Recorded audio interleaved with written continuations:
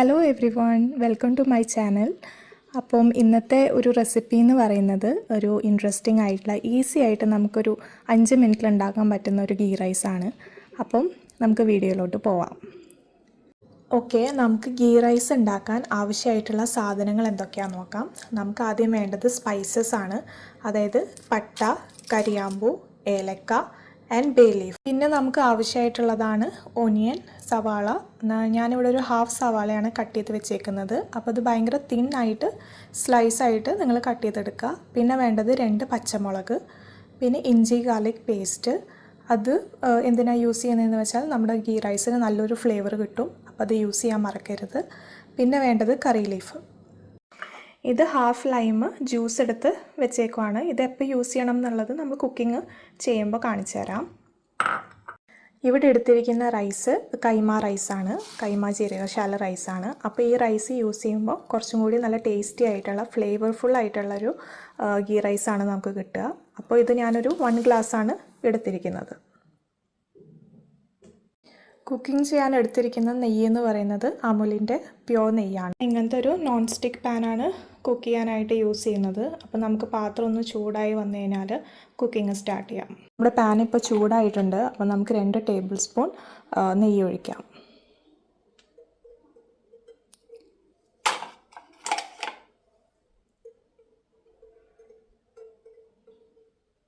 നെയ്യ് ഒന്ന് എല്ലായിടത്തേക്കും ഒന്ന് സ്പ്രെഡാക്കി കൊടുത്തു കഴിഞ്ഞിട്ട് ഒന്ന് ചൂടാവുമ്പോൾ നമുക്ക് സ്പൈസസ് ഇടാം.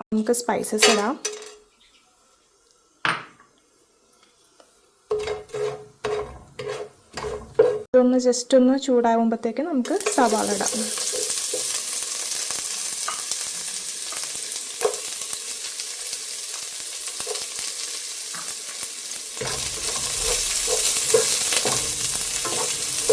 നമുക്ക് കുറച്ച് ഉപ്പിട്ട് കൊടുക്കാം.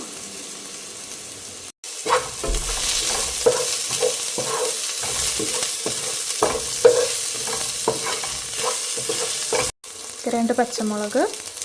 ഇനി നമുക്ക് ജിഞ്ചർ ഗാർലിക് പേസ്റ്റ് അതും കൂടി ഇട്ട് കൊടുക്കാം.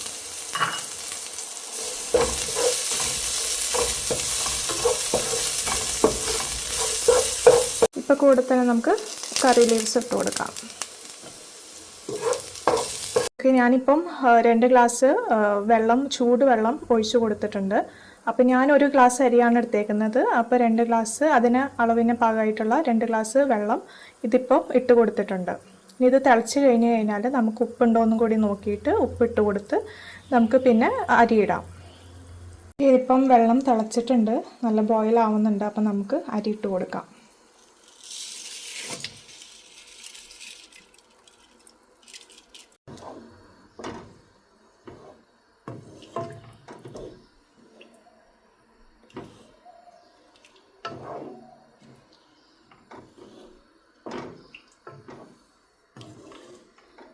അരി വേവാനായിട്ട് നമുക്കിനി പാത്രം അടച്ചു കൊടുക്കാം. ഓക്കെ, ഈ ഒരു സ്റ്റേജ് ആകുമ്പോൾ നമുക്ക് ലൈം ജ്യൂസ് ഒഴിച്ചു വിടാം. അപ്പോൾ നമ്മുടെ റൈസ് നല്ലപോലെ ഒന്ന് വിട്ട് വരും. ഒന്ന് ഇളക്കി കൊടുക്കുക.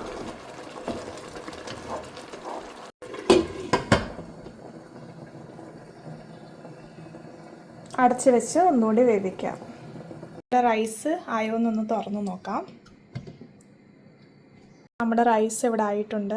ഭയങ്കര സോഫ്റ്റായിട്ട് വിട്ടിട്ടുള്ളൊരു നല്ലൊരു ഗീ റൈസാണ് ഇപ്പം റെഡി ആയിട്ടുള്ളത് കേട്ടോ. നിങ്ങൾക്ക് കണ്ടാൽ മനസ്സിലാവും, ഭയങ്കര സോഫ്റ്റാണ്. നമുക്ക് കുറച്ചൊന്ന് ഡെക്കറേറ്റ് ചെയ്യാനായിട്ട് നമുക്ക് വറുത്ത് വെച്ച ഓണിയൻസും കൂടി ഒന്ന് ഇട്ട് കൊടുക്കാം.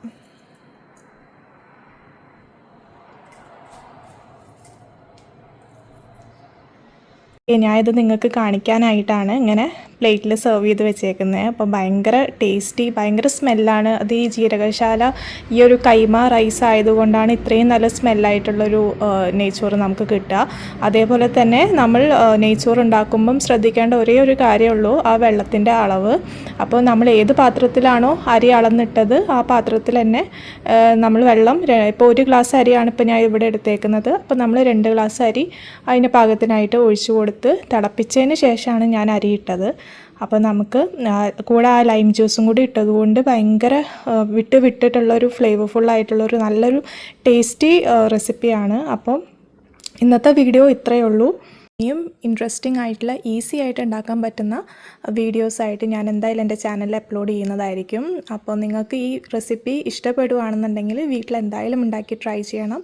ട്രൈ ചെയ്ത് എൻ്റെ കമൻറ്റ് സെക്ഷനിൽ എന്തായാലും വന്ന് അറിയിക്കണം. അതേപോലെ വീഡിയോസൊക്കെ ഇഷ്ടപ്പെടുകയാണെന്നുണ്ടെങ്കിൽ എൻ്റെ ചാനലൊന്ന് സബ്സ്ക്രൈബ് ചെയ്യണം.